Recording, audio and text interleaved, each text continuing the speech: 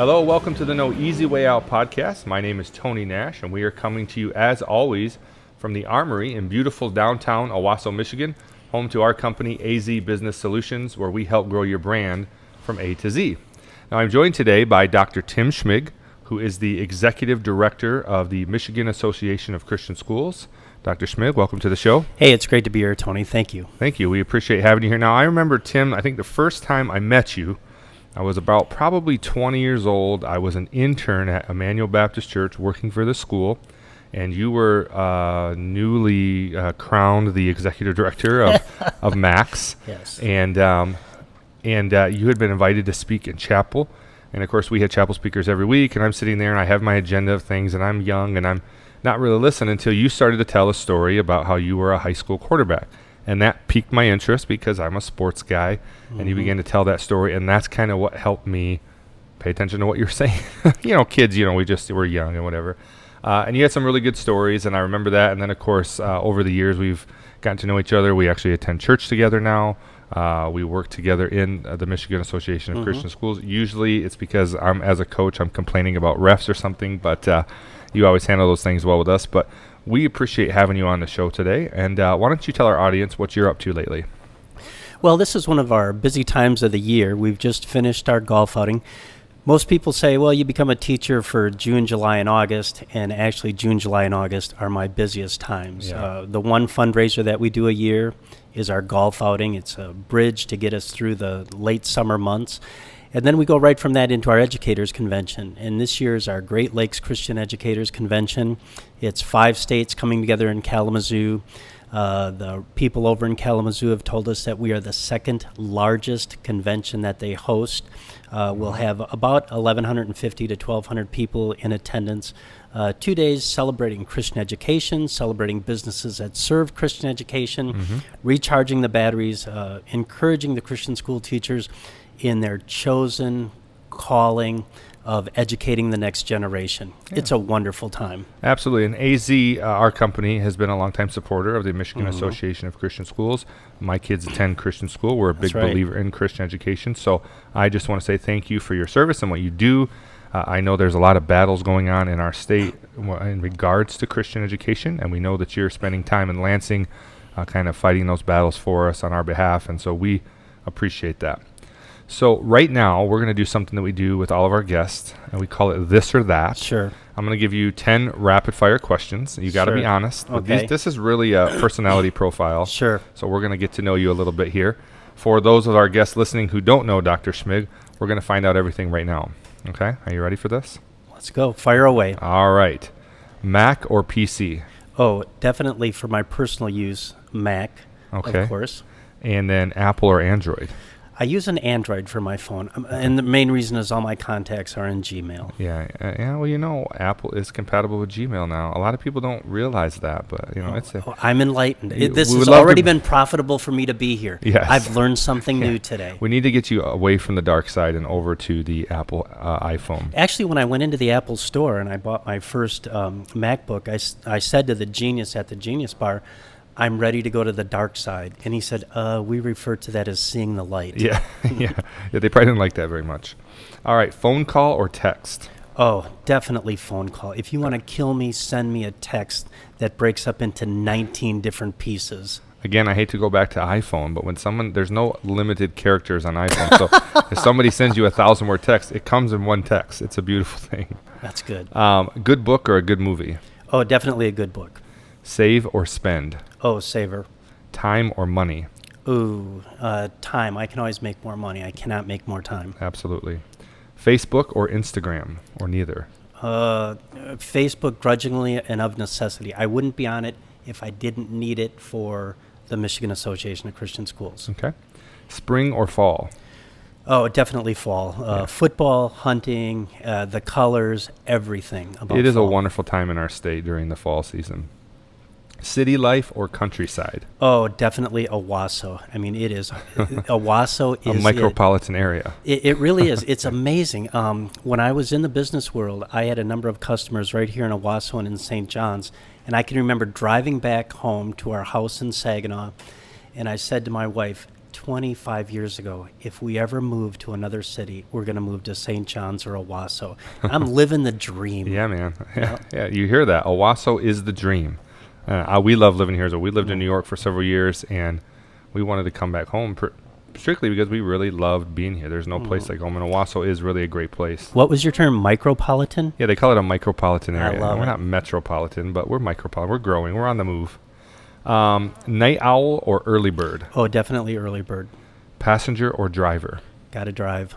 I think I know the answer to this one, but let our audience know. Spartans or Wolverines? Season ticket holder to U of M. Go Blue. Yes, I have some tickets from Dr. Schmig myself, so we're going to the Iowa game. So, Dr. Schmig, what do you want people to think of when they think of Dr. Tim Schmig? A servant. I'm very thankful to be able to do what we do with Max. I never want it to be about me. I want it to be about the cause, about our teachers, about whatever event we're doing. I want the focus to be on the event and the memories of it. And I've often thought if people walk away thinking about me after an event, I've kind of failed, because Sure. I really like being behind the scenes, putting the whole thing together, and giving the Max board, giving the Max president, giving the Max teachers a finished product that they can be pleased with. Mm-hmm. Very good. And I would say that's my perception of you. I can see that coming to fruition. I see you at all the Max events, but it's never about Dr. Schmig. And so we, again, appreciate everything you do, and I hope you will continue to do it for a while. So let's talk then about your journey. Sure. You weren't always the executive director of the Michigan Association of Schools. So give our audience kind of where you were born and raised, and then kind of how you got to this point. All right, I grew up in the Twin Cities of St. Paul, Minneapolis, in South St. Paul, Minnesota. And as a young person, I just was always right on the edge of getting caught by the law for doing something that I shouldn't have been doing. Yeah. But I didn't get caught yet, but my friends were getting caught. And a friend of mine invited me up to a church camp. At that church camp, I made a decision for the Lord. I got saved, and he radically turned my life around. Went back to the public school that I was attending and went there for a year, trying to be a good testimony, trying to be a young Christian and have influence with my friends, and some success, not really, I guess. And so after a year's time, I asked my dad if I could go to a Christian school. Now, my dad's Roman Catholic, and he said, yes, that is great. I'll send you to. And then he listed all the Catholic schools in the St. Paul, Right. Minneapolis area he would send Right. me to. I said, Dad, you don't understand. I would like to go to Fourth Baptist Christian Day School over in Minneapolis. Fourth Baptist. Yes. Wow. It's kind of cool. Were they the last, or were there like a seventh No, I think Baptist? they were on Fourth Avenue. I I think that's what it gotcha. was. I gotcha. And so he said, well, I can't pay for that if you want to go to Fourth. And I just enrolled myself, paid my own way as a junior, paid my own way as a senior. And then a number of people from our church ended up at Bob Jones University. So my wife, Sue, and I, we weren't married at the time, but we were dating and about to be engaged. We both went down to Bob Jones together. And then after graduating from Bob Jones, I taught in a Christian school in Greenwood, South Carolina. Okay. And then we moved up to South Bend, Indiana, which was just a wonderful 3 years of our life. And then we moved up here to Michigan. Now, were you a Michigan fan when you lived in South Bend? Absolutely not. I was gonna Notre say- Dame, I was I'm gonna telling you. say. Many a wonderful Yeah. Saturday afternoon spent in the Notre Dame Stadium. Yeah. Rudy et al. Yeah. Yeah, that'd be tough to be a Michigan fan in South Bend. There were a few. I had students that would come to class with their Michigan gear, and it's like, do you not know where Yeah, we are? it's crazy. But they lived right across the line in like Dowagiac or Niles or something like that. Yeah, I gotcha. Okay, so along that time, you took a journey into sales, and we're going to spend some time talking about that, but I'll let you kind of lead us into how you got into that, and then ultimately what led you to become the executive director of Max. Well, one of the things that happened is while I was teaching in the Christian school, after teaching there for 3 years, I just thought, boy, I wonder if there's anything more. Is this it? And I wouldn't say I was disgruntled, but I was a little bit discouraged with where I was. And I thought, well, we'll just try the business world. And I got hired by a company that moved us up here to Michigan. And I wanted to be in sales because I knew that salesmen, while the business owner signed the front of the paycheck, the salesman filled in the amount. Right. And I had enough confidence in myself that we would do well doing that. And I worked with them for a couple of years while we were up here. And then another business opportunity opened up. And it's really kind of a cool story in that I think all of us when we were younger we got infatuated with a business opportunity, if you know what I mean, wink, wink. And usually it means your garage is full of a bunch of stuff you can't sell to your relatives, you know. Right. And Some so, sort of multi-level. yes, Yeah, exactly I gotcha. right. So I called a friend of mine who was working for this company, and I said, so what are you doing these days? And he said, well, the only way that I can tell you what I'm doing is I need to show you. So we went to lunch at a Chinese restaurant up in Saginaw. He showed me his whole presentation, and when he got through, I just looked at him and said, somebody pays you to do this? And he goes, oh, yeah. And he told me what he made the week before. Well, I made a major mistake. I went home that night and I said to Sue, oh, I just talked to Dave and he showed me an amazing business opportunity. And instantly... Wives always love to hear that. Yeah, the red flags went up. Yeah. And she said, okay, number one, we're not buying a garage full of stuff that you can't sell to the relatives. Right. And she just laid out some guidelines. So I called Dave and I said, man, I think I may have blown it. He says, well, we'll come over on Saturday morning. My wife and I will sit down with you and Sue. We'll go over everything that we do. And so that Saturday morning, Dave role-played with Sue and said, now you're the customer. Tim would be the salesman. He would make this presentation. And then when he's all through, I just ask you for a business card to put in our kit here, and then you write a check for this amount. And Sue said, yeah, I think Tim could do this. And then Dave's wife said, and Dave did really well last week, and she slid a 1-week check for $700 across the table. Mm-hmm. And Sue looked at it and said, is this for 2 weeks? And Dave's wife said, no, this is just last week. Now, what year was this? This would have been the fall of 1992. Okay. It's a good paycheck. That's not a bad paycheck for a salesman. And as soon as Sue saw the paycheck, she said, Tim will be ready to start on Monday. The boss signed off. Absolutely. And so we went from there to work with that company. And I can honestly say in almost the 10 years I was with that company, maybe 5 different days I actually had to go to work. Every other day it was like, oh, this is incredible. Somebody pays you to do this. Right. This is amazing. Mm-hmm. Okay. So when then exactly did you have the opportunity to join Max, and how did you lead up to that? Well, amazingly, providentially, one of the customers that I had with that company was the president of Max today. Mm-hmm. And so he would see me once a year. We had gone golfing a couple of times, and I just knew a number of the different Max board members from different associations, churches, golfing, things like that.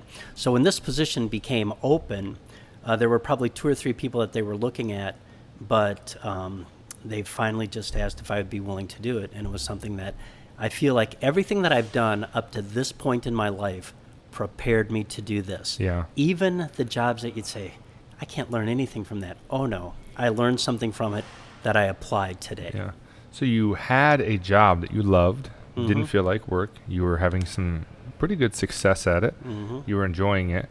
And then you took this position that maybe didn't seem like something you ever thought you would do, and was probably a big change. Major. And so what was your thought process in, making that huge change? All right. So one of the customers that I had was I think it was called Air Transport Company down on Airport Road in Oakland County.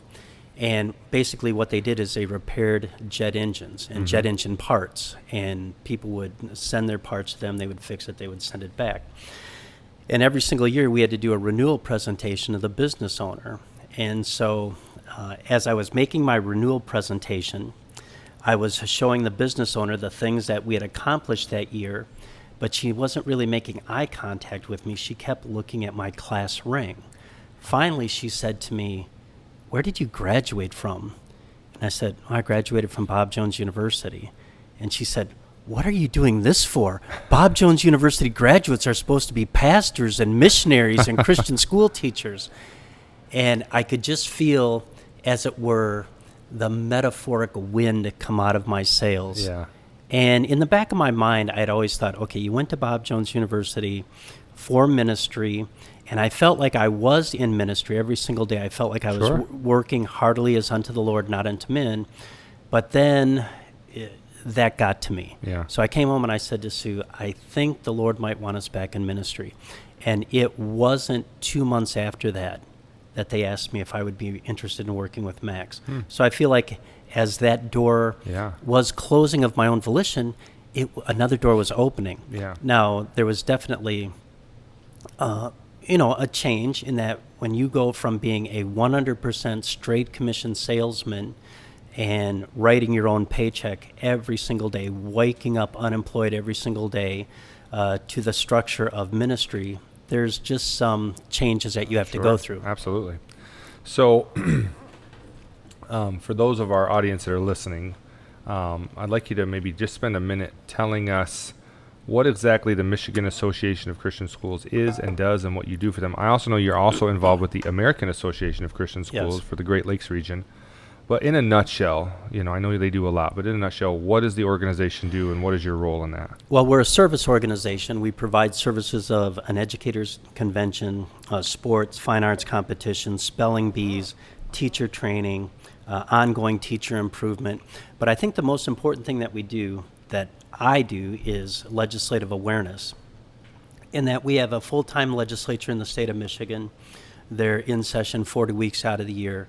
Every week that they're in session, I'm there on Wednesday meeting with our elected officials, talking to them about bills or legislation that may affect Christian education, religious liberty, or the family. Yeah. And through that, I've been able to I'm establish. sure that's really easy in today's political climate. But Oh, absolutely. They welcome you. They look for you, and they it's can't like wait. that. Yeah, exactly right. Yeah. They're just seeking you out. How can you instruct me? Yes.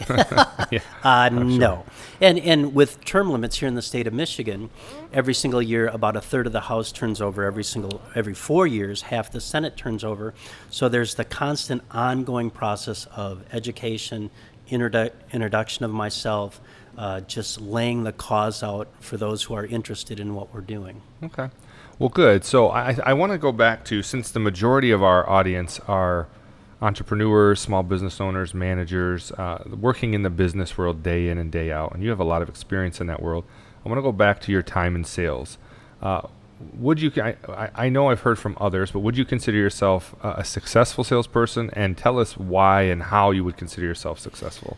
Well, I would let somebody else answer that, in that when I went to work for that company, I was told that if they had a Rookie of the Year award, I would have won it, because nobody who had never been involved in that field before sold more memberships the first year than I did. Wow. Working with them, I was their manager of the year, President's Roundtable Club, whatever they call their ring that they give. Oftentimes, when they had the sales chart, either myself or my team were very high on the list. And so I would say that they would say that my time there was a success. Yeah. So what do you think it was that made you good? A lot of people try sales. A lot of people do sales. I know for me, I feel like I'm a good personality. So you would think because I'm outgoing and charismatic that I would be a good salesperson, but I have found over the years it is not a strength of mine. So what would you say were the factors that kind of made you a good salesperson and allowed you to connect with your clients? And it's the one common factor that makes, I think, every salesperson good, is the ability to close the sale. Up until the point of sale, collecting the money, getting the credit card receipt, or having them pay the purchase order or whatever, up to that point you have just done conversation. Mm-hmm. Closing the sale makes the salesman. So what made somebody buy from you as opposed to someone else? Enthusiasm. I think that one of the things that they looked forward to, and I heard this from them, is that they honestly knew and believed that I believed in what we were doing. Mm-hmm. And one of the things I would tell my salesmen is people don't buy from you because they believe in it. They buy from you because you believe in it. Yeah. You're sold on it. Right. No, I think that's a big key, and that's one of the things I'm learning as a small business owner, as an entrepreneur. And we have to do a lot of sales here, in that when you know that you have something of value and that can help a client, a business, a person, and you have to stand true to that and believe that, and kind of, I don't want to say pushy, because pushy is not a good word, but you have to be persuasive and convincing that, hey, this is something that's going to help you and provide the value that they will eventually move on to their company. So I've heard you refer to this term just in conversation you call it churn. Mm-hmm. Okay. So, and you told me what it is, but I want you to explain to our audience, what is churn? Okay, churn is turnover in your customer base. If you think that all the customers that you have right now are going to be with you 5 or 10 years from now, the reality of it is it's not going to happen.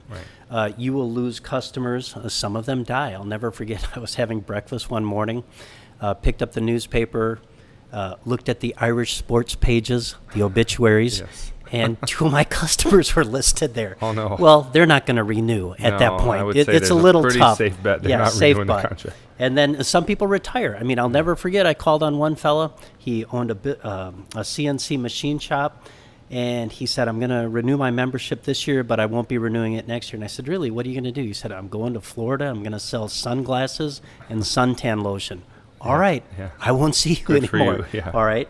Some people move their business. Yeah. We had a number of businesses in Michigan who moved out of state simply because of the confiscatory tax policies that a previous administration had in the state.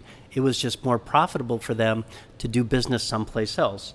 And then the usual things, divorce, just not being able to be profitable or whatever. Yeah. And with all of these things in churn, I can't help them. All of those are out of my control. Yeah. But the things that are in my control, I need to work on those. Yeah. Well, and I think, and I want to get to here in a minute about the value of keeping a customer or the cost of losing a customer versus going to try to find new customers. But in reference to what you just said, one of the things we're very proud of here at AZ is in almost 5 years of being in business, which is we're still a small company, still a young company, I guess is a better way of saying it. We've only lost now 2 clients total. Mm-hmm. And one of them was because they just moved out of the country. The owner moved out of the country. He was a coffee roaster, and he decided he wanted to take his venture worldwide. And so he's doing something different. So there was nothing we could do about that. And then the other one was purely because it was a client out of state. The distance for the demands that they had and that they needed, we just were not able to meet from this far away. There's about a 600-mile gap between us and them. And a lot of the stuff we do is digital. So, a lot of times we have clients all over the country, both coasts. So a lot of times we can meet needs even from a distance. But the needs that this particular client had, we were not able to meet from the distance. And so we feel we've done a really good job of maintaining our customers. But I want to talk a little bit about the cost of losing customers versus the benefits to keeping your existing customer base happy. So I want to first talk about losing a customer when it could have been avoided. Well, if you go back to the fact that people are buying you, they buy what you're saying, they're interested in what you have to say, that feels really good. So when you lose that customer and you believe that they bought because they believed in you, that really hurts. Yeah. So you have to do everything that you can to make sure you're covering and see that all the bases are covered between the sale and then delivery of the product, a satisfaction with the product, or whatever it is. You want to make sure that there are no shadows of doubt in their mind. Right. Well, let's talk about that then for a little bit. Why do you think people choose to stay with a company? Or on the contrary, we'll talk about that. Why do you think people choose to leave a company for another? I think people stay with the company because people like to do business with people just like themselves. I have never met the person who says, yes, I've got this vendor. We are totally opposite. We don't agree on anything. As a matter of fact, every time he shows up, we get into an argument. But you know what? I really like the company. Yeah. No. Doesn't happen. Yep. Will never happen.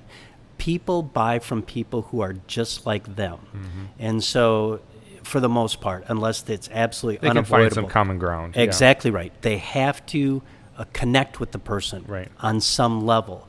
And the connection always has to be on the customer's terms. Yeah. I will never forget when I was trained in business with the first company, the trainer, he wouldn't have lasted long if I were the boss. I would go out on sales calls with him, and he had a habit of feature dumping. And he would just come and he would just talk about all of the features of this product. And then he would hand the dealer a stack of brochures.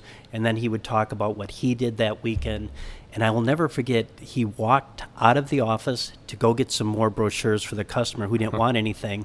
The customer took every single brochure, dumped it in the wastebasket while I was there, and said, I can't stand that guy. I don't know how you can ride with him all day. And it's like, Well, I spent 10 years in hospitality. I managed hotels, and I've talked about this on our show before, but I think one of my difficulties in now owning my own company and having to do sales, one of my biggest difficulties is I probably get visited 2 or 3 times a day by salesmen, cold calls. People show up and they want to sell you their sheets are better than the sheets you're buying, or their cornflakes are better than the cornflakes you're serving, or their soaps and shampoos are going to be better for the guest's skin, and this detergent, all of these different things.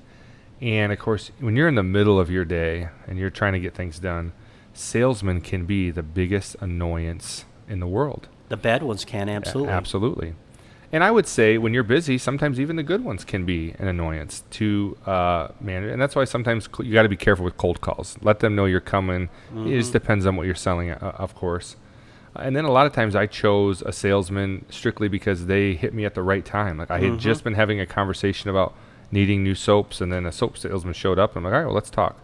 But I know I took note of all the different things that the bad salesman would do to particularly annoy me. When I would tell them, hey, I don't have time to talk right now. Can we set up an appointment? And then they just push and prod. No, let's talk right now. You got to seize the moment. This might not be available. And they just push on you.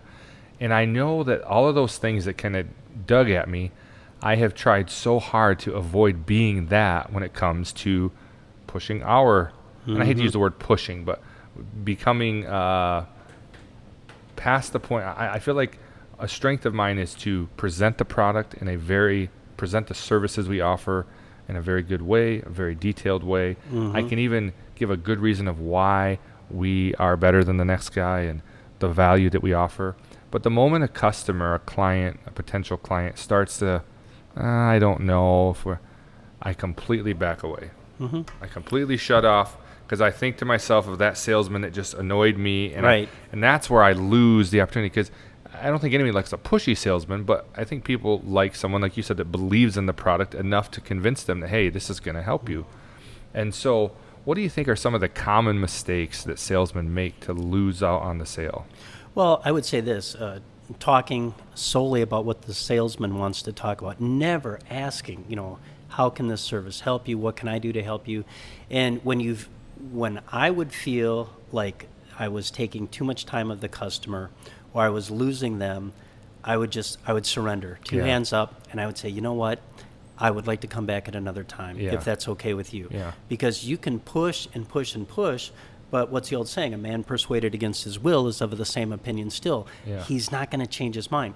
But if you surrender and you ask if you can come back at another time, they'll give you an appointment or a more convenient. At least time write for one them. down. Right, and I would say this: the pushy salesman is a sign of insecurity. You have to be confident in yourself to say, if it's a good product now, it will be a good product a week from now.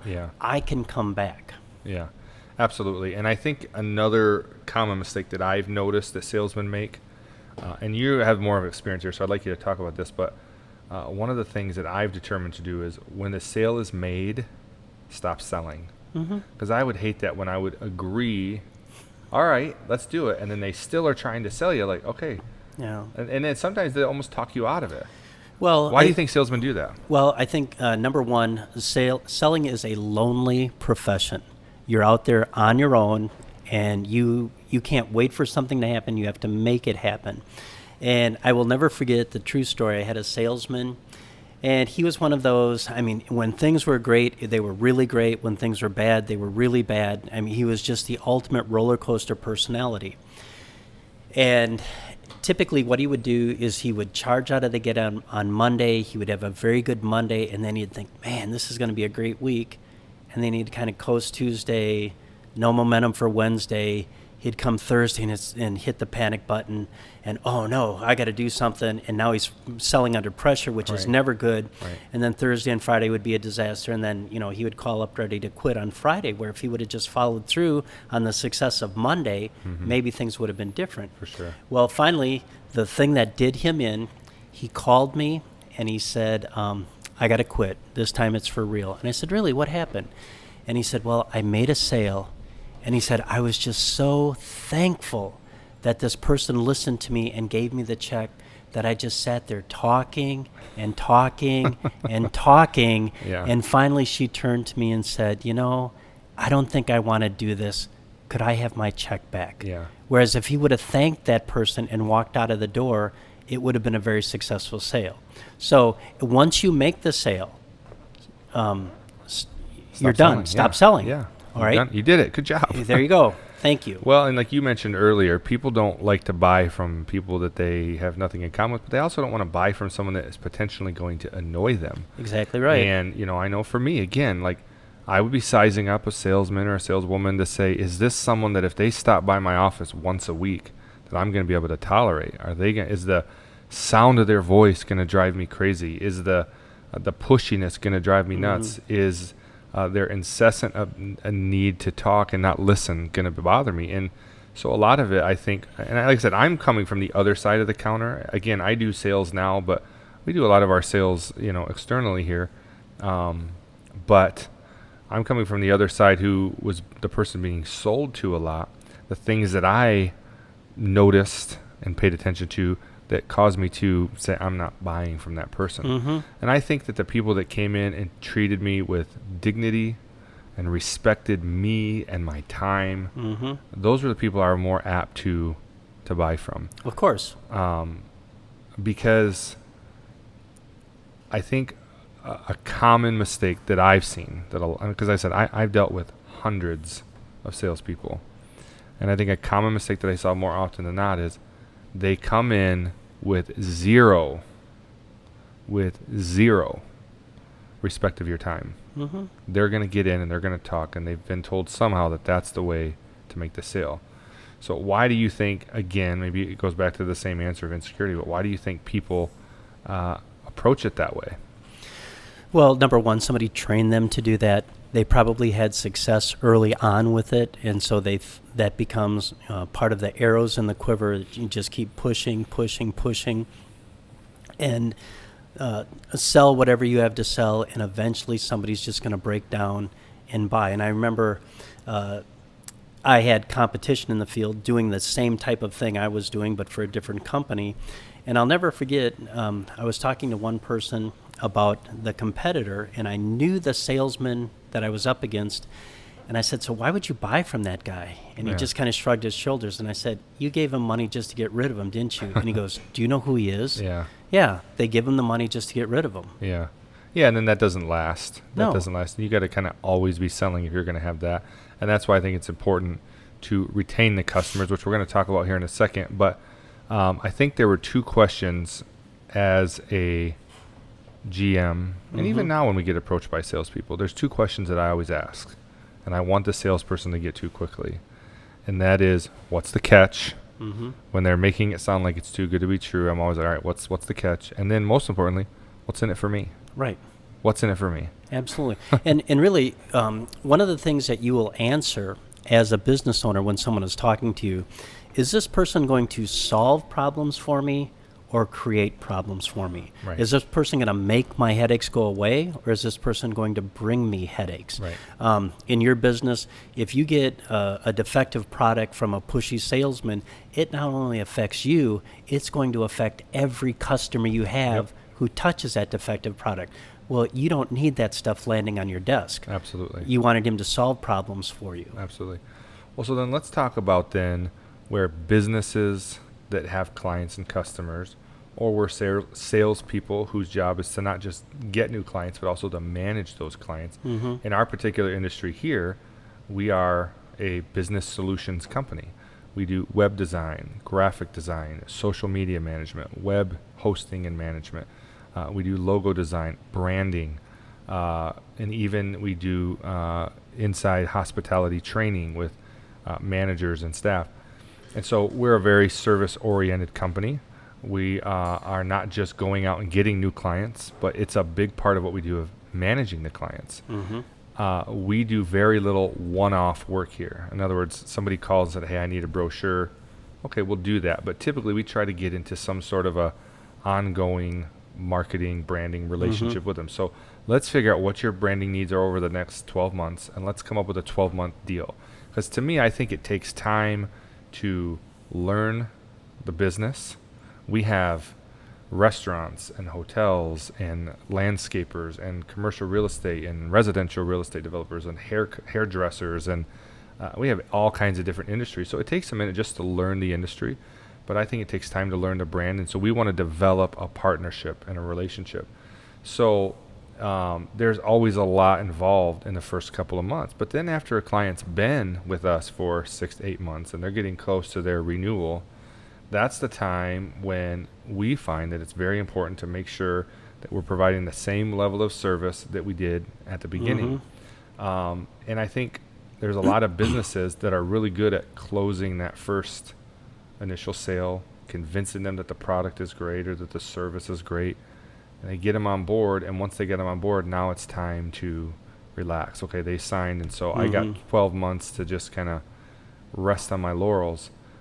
So where do you think businesses and salespeople go wrong in that aspect of retaining those customers, not just getting them one time? One of the things that I would say to the customers that I had is, I will be the hardest working employee that you have. I'm now on your payroll. We would talk about avenues of revenue later, streams of revenue that we can help them with. I never walked into a businessman's office without a purpose for being there, to show them something. What's in it for me? Let me show you something new that we have that I think you might be interested in. Let me show you how we can expand our influence in this area. Have you ever thought about this? You have to have something new to talk to them about. One of the worst things that can be said about a salesman is the only time they ever show up is when they want something or they need money.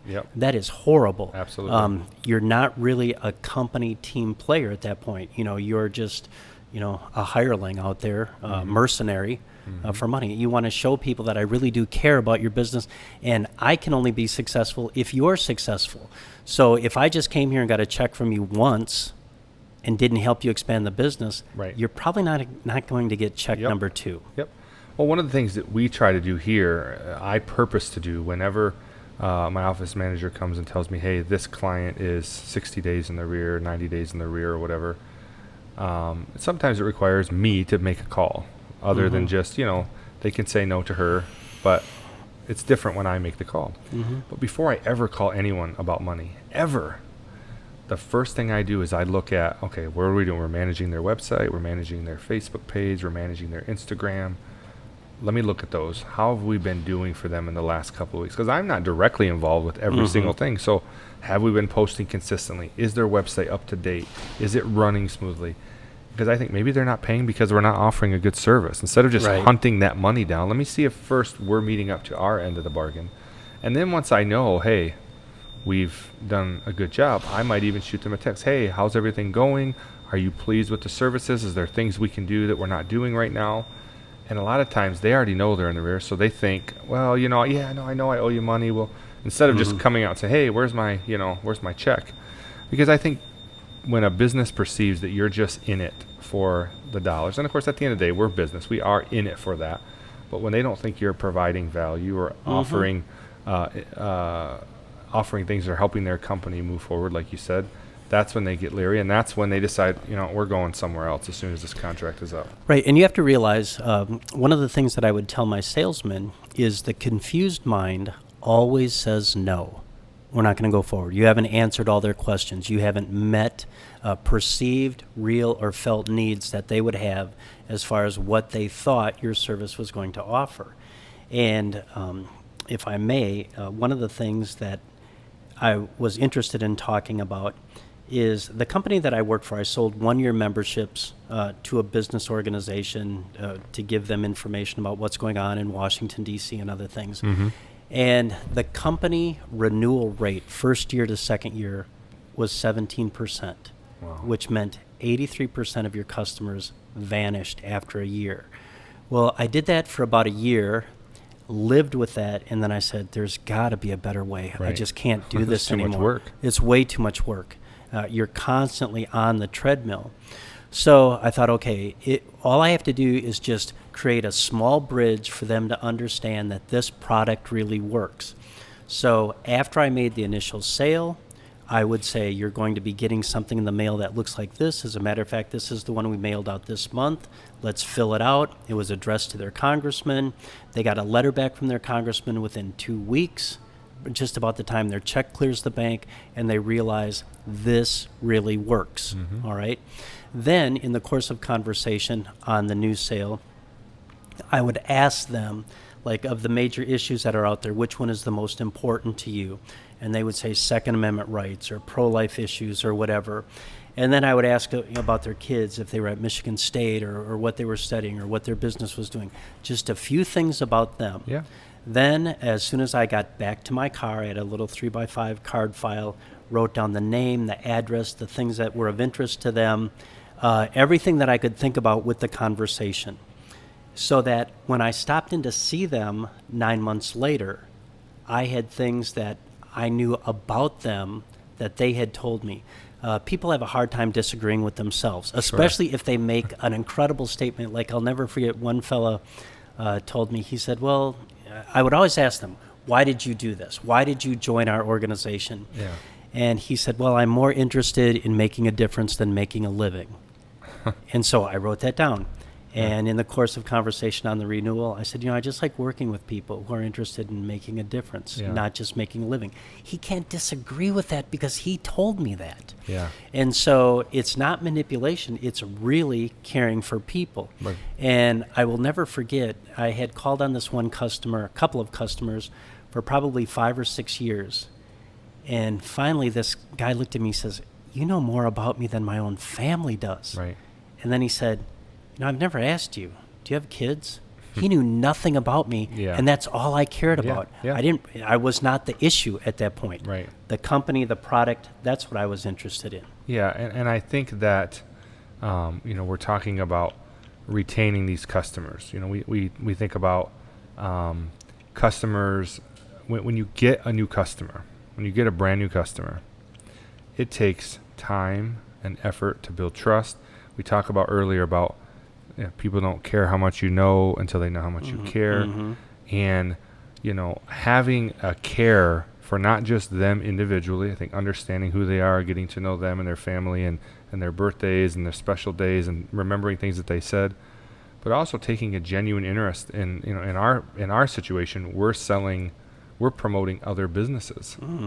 So I have to take just as much interest in growing their brand as I am trying to grow my own brand. And our clients that sense that, hey, I care about whether or not you're getting new customers and new business. I care about if your website's getting more traffic. I care about how many likes that post that we did got and how many new followers you have on Instagram. And when they can sense that you actually care about that, that helps. But I think if people say, well, why would I care so much about them? And I think where that connection happens is when you truly understand that this person that is paying you to provide this service or provide this product, they are directly involved in your livelihood. They are directly involved in you being able to feed your family and take care of yourself. And so there should be a great appreciation of that. That's not something that any person in any type of sales should take for granted. Oh, they're allowing us to live the lifestyle we've become accustomed to. Absolutely. And what I found was the national renewal rate in the organization we were with is 17% of the members transition from first year to second year. Well, I get a phone call from the president of the company, and he said, we want to bring you to the headquarters. We need to talk to you about something. And as soon as he said that, I thought, well, he can't be firing me because they would fire you over the phone. He wouldn't call you there. Right. He wouldn't give you an airline ticket to go there. Right. He said the national renewal rate for our organization, first year to second year, is 17%.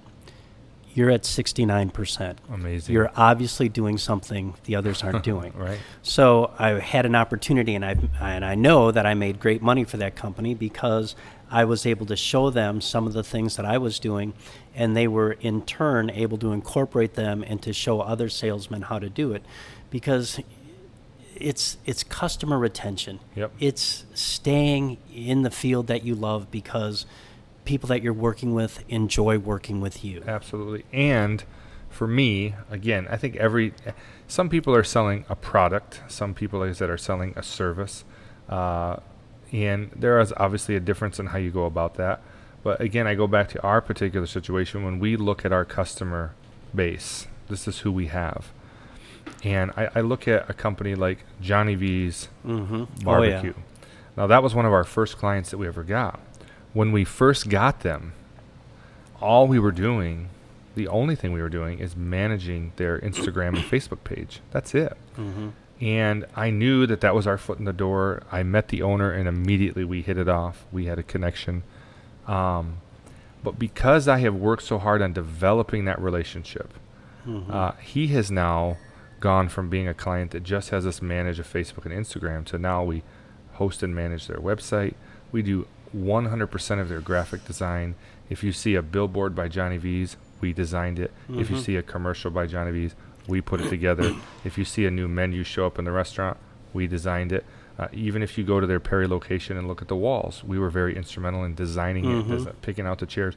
There's such an amount of trust there that we have gone from just being something that provides something to now they're spending a lot more money with our company because they trust us to do a lot of other things. And I think if you can look at the value of retaining customers as opposed to always going out, and not only do you have to always be selling, but you're always having to prove yourself. Like, we have already proven ourselves to Johnny V's. There's 100% trust there. Matter of fact, when they go to do anything in the world of branding or marketing, they call us first. They've told us that it feels like we have a marketing department in-house. That's what we want our customers to feel like. But then when you get that new customer, they're always going to be a little bit skeptical, and you're spending 6 to 8 months really developing trust and building it. And I'm not saying that you shouldn't go after that, but certainly once you have that trust developed, it's so much easier then to provide them with new things, to sell them new things, to offer them new services that they weren't utilizing before. So to me, the value of retaining a customer as opposed to always having to go get new customers is tremendous. Oh, without a doubt. Whether you're selling a product or a service, the only thing that you truly have to sell is your story. Every single business owner has a story that's playing in their mind of what they see their business being. They dream about it. The difference between being an employee and a business owner is about 40 hours a week. Yeah. Employees can clock out and go home. The business owner gets to take the business home with Right. them. And in their mind, there's a story. So when you sell them the story as to how you can help them build their story, Yep. now they're interested. Now they want to talk about that. And so you're telling them and selling them on the dream that they have. Right. Now, of course, I think the only person who doesn't have a story or a dream would be an engineer, but we can leave that at that. Yeah. Well, and I think too, authenticity and sincerity. When you Without talk a doubt. When you talk about sell them on building their story and sell them on the dream, that needs to be real. Like you need to really have a genuine interest in that. And if you're selling a product like you mentioned earlier, people knew you believed in the product. It wasn't just this kitschy pitch. You weren't a used car salesman that's like, once you're gone, you're out of my hair. People, I think, smart people can sense when you're just giving them the pitch. Without a doubt. When you're just giving them the spiel and you're just going through the script. So I think that, number one, if you don't believe in what you're selling, just stop selling it. Find something you believe in. Absolutely. Time is way too short. People are going to see through it. Absolutely. So to me, I think I make it a point, and I think a lot of it is because I'm a man of faith. I believe in integrity and honesty, and I want to have a good reputation. But I don't ever try to sell somebody on something that I don't believe I can deliver on. Without the a whole doubt. old adage, under promise, over deliver. And I think that's probably, the most important thing in a nutshell that a salesperson can do is, figure out exactly what that product can do, believe in it, do your research, study it, and then believe in it and go after it. Same thing with your service. Know what that service offers and what its capabilities are. Sell it, and don't sell more than what you can actually do. And there's been a lot of times where clients have asked us about something, and my gut reflex is always to say yes. That's just who I am.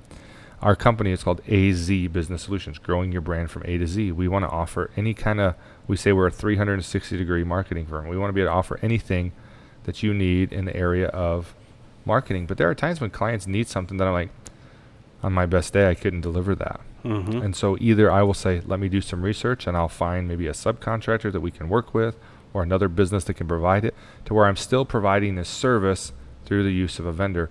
But I always make sure to not promise something that I can't deliver Exactly on. right. And I think if you're doing sales and you're listening, or if you own a business, don't promise your clients, your customers, things that you can't deliver on, or don't promise that your product can do something that you really know that it can't. I think people can read and smell through that. Oh, without a doubt. And one of the things I would tell my salesmen is when you're out and you make a sale, always ask the customer, why did you buy this? Right. And let them tell you.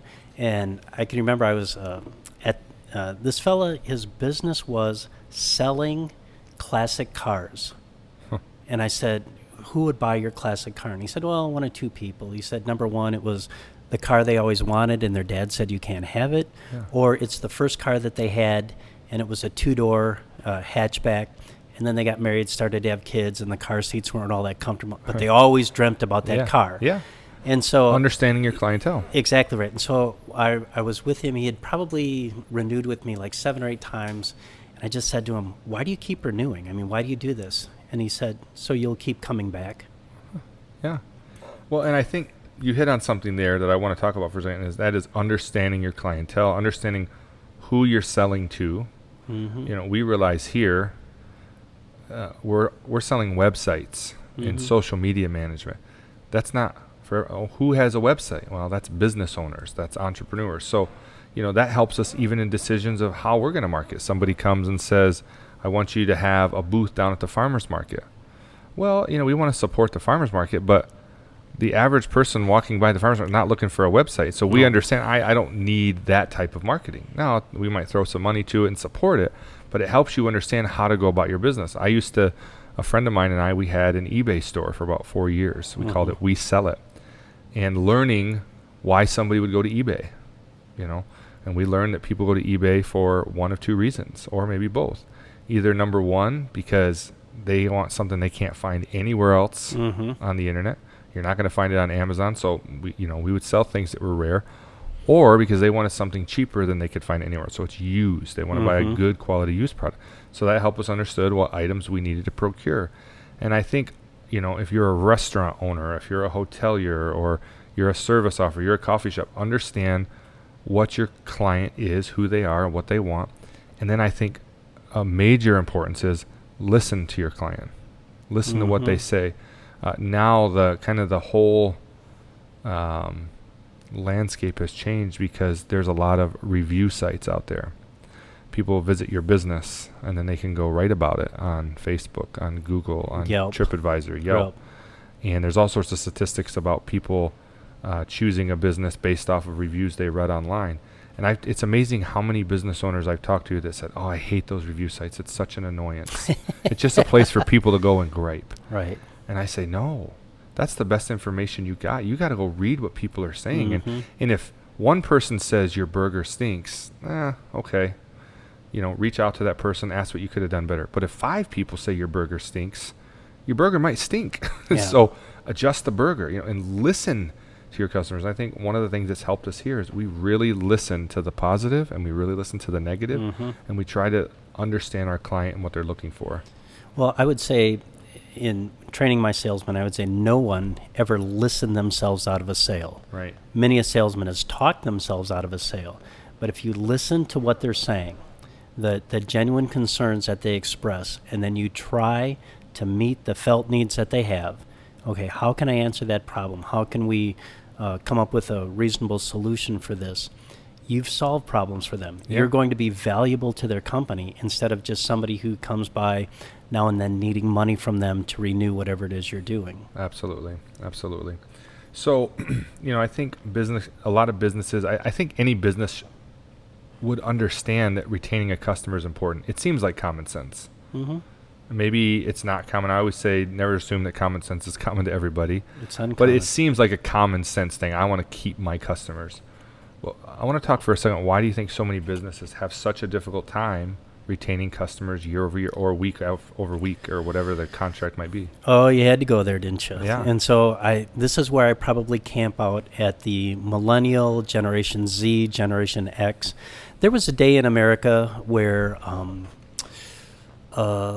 you could go to work at the plant when you were 20 years old, retire 35 or 40 years later, get a gold watch, get a retirement, head up north to the cabin, and there was some stability there. Today, I was just at a Worldview seminar for college graduates today. Their average length of employment with any company is 9 months. Yeah. So if there's constant turnover within the company itself, and every single time this business solution shows up and there's a new representative there, Right. it's like, really, you're Yeah. not helping me. Yeah. I've got to re-educate this whole person on everything that we're doing. For sure. And so when you have stability in the company, when you have stability in your sales force, you will have a higher customer retention. And I think it works with almost any business. It works across the board in a number of things. Yeah, people get used to seeing the same person. They get comfortable with that person. Even if somebody was coming into a restaurant and having a server that you can request, or having a cook that you like in the back. Hey, Right. have Jim cook me my specialty. People like that, and so keeping those employees happy is huge. It is funny because I would have employees that would work for me, and I hired a lot of millennials when I worked for the hotel industry, and it's funny, they get 3 months on the job and they think, man, I've been here for a while, I deserve a raise. Like, Right. that's a huge accomplishment. And you hear about people like my father, who's been with the same company for 45 years, and you just don't hear about that stuff Right. anymore. And so, yeah, I think businesses definitely go wrong in the area that they don't know how to create a culture of keeping your employees happy. And so that constant churn in their employees prevents customer retention in their business. Well, and I think with some of the younger generation today, there's incredible ambition. When you poll the average Generation X or Z or millennial, most of them believe they will be a millionaire within their lifetime. Yeah. Even though they're living in their mom's basement, sitting on the couch playing video games, Right. they are going to be a millionaire. For sure. And yet they don't have the skill set. They want to spend $1 million, but they don't have a skill set to earn $1 million. Right. And I Always used to, looking for the easy way out. Right. And I would tell my salesman, all the money that you need is out there. Today it's in somebody else's checking account. You need to create value in yourself and your product so that money moves from that person's checking account Yeah. to your checking account, to the company's checking account, and then you'll get a commission check after that. Right. And so the stability of the employees, the stability of just the satisfaction, and I would say I have ambition, but I'm totally satisfied with what I'm doing. Yeah. It's not like I'm looking for the next big thing. Absolutely. I'm in the next big thing. Right. Well, I think the other area businesses go wrong too is when you've had a client or a customer for a while, you start to just get comfortable and complacent that that person's just going to always be there. Right. And I think it's important that if you're listening right now, think of that customer that you've had for a year, 2 years, 5 years, 10 years, and think about the last time that you personally had a conversation with that person. You sat down with them. I mean, I just did this a couple weeks ago. I was thinking about a client of ours that I've had almost since the beginning, and I realized I haven't talked to him in 2 months. So I just gave him a call just to see how he was doing, ask how things were. We didn't even talk about business. Just I wanted to touch base, and then in that conversation, I'm trying to gauge: is he seem happy, pleased, And I think that you can't get comfortable or complacent because there's always someone out there trying to take your customers from you. Without a Someone doubt. hungrier, someone younger, someone with more energy, somebody with a shinier whatever. And so you have to avoid that complacency, value that customer all the way through until that day they retire or they move out of state or whatever. So I know we could talk about this forever. There's a lot of good things that we hit on today, and I know that there is a lot more. But if there's someone listening right now and they're saying, you know what, I've had a hard time retaining my customers. It seems like I'm constantly having this churn and it's making me burn out and I feel like I want to throw my hands up and give up. What would you say is a good first step? What is something they could do to start like, in 2020 or at the end of 2019 here, the final quarter, we are going to really focus on customer retention. What would be a good first step for someone to take? When I started in the business world, the person that trained me said, I'm going to help you to be different than every other salesman that's out there, because there's competition. He said, number one, never lie to the customer. If you can't do it, you can't do it. Right. I mean, be straight up with them. Yeah. Secondly, do exactly what you said you're going to do. When you're talking to the customer, they are listening at hyper warp speed. They hear everything you say. Right. And people say, yeah, I'll email that to you, or I'll get it to you by Tuesday. And then you don't do it. Right. You have just broken trust with them. Well, what else right. are they not going to do for me? Yep, absolutely. And never lie to the customer. Always do what you say you're going to do. Mm-hmm. And so if you make a promise, you keep a promise. Yeah. And there are times that you have to go in hat in hand and say, hey, I said this. I wasn't able to follow up on it, but I thought you should be the first to know from me before you figured it out on your own Right. that I couldn't do it. Yeah. So be straight up with them. Be transparently honest with them. Yeah. And then just say, I would ask them, what else can I do to help you with your company? Yeah. I think that's great advice. I mean, have a good, honest conversation. Number one, stop and think, all right, what have I promised? Mm-hmm. Maybe go back to the original proposal that you wrote. Right. If you're writing proposals. Or look at the product that you're selling and look what the product promises. And then look at that relationship and say, am I delivering on this? Mm-hmm. Am I living up to my end? And if you feel like you're not, make it right. That's a good first step. Make it right. And then have a conversation with the customer and be transparent. Like you said, sir, I realized that I was going through your stuff and I realized that we talked about doing this and we just haven't done it yet. But I want you to know that I apologize that somehow got under my radar, but we're going to refocus here and get this done for you. And a lot of times that conversation alone, letting that customer know or that client know that he noticed it, he's paying attention to it, she's working on it, that gives them the peace of mind. Because ultimately, listen, if somebody hired you to do something for them or paid you to buy something from you, they did it so that they wouldn't have to do it themselves. Right. So ultimately, they don't. When it becomes a loss of value is when they realize that they're not. This is causing me to have to do something that I paid them to do, and I had to do myself. So if you can recognize where the gaps are or what you're not delivering on, I think that will really help. Dr. Schmig. Yes, sir. I always like to ask our guests this. Sure.